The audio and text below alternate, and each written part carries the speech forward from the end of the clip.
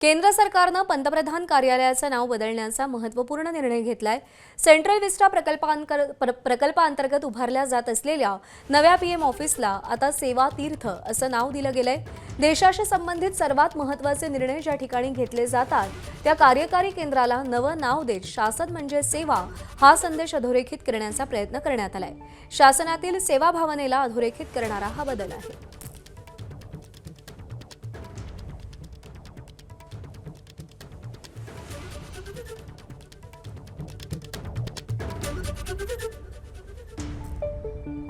तर केंद्र सरकारनं हा महत्त्वाचा निर्णय घेतलाय। पंतप्रधान कार्यालयाचं नाव बदललंय।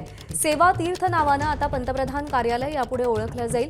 देशासंबंधित नागरिकांशी संबंधित सगळ्यात महत्त्वाचे निर्णय ज्या ठिकाणी घेतले जातात त्या ठिकाणचं नाव जोडलं गेलेलं आहे सेवा या भावनेशी। शासन म्हणजे सेवा हे अधोरेखित करण्याचा यामागे प्रयत्न आहे।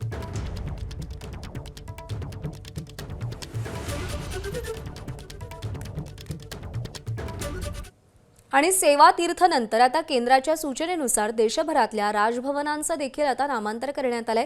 राजभवनाचं नाव आता लोकभवन असं करण्यात आलंय।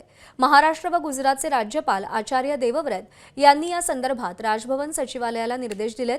तर लोकभवन केवळ संविधानिक कर्तव्यांपुरतं मर्यादित न राहता जनतेशी नातं जपणारं लोकभवन असेल असं राज्यपालांनी स्पष्ट केलं।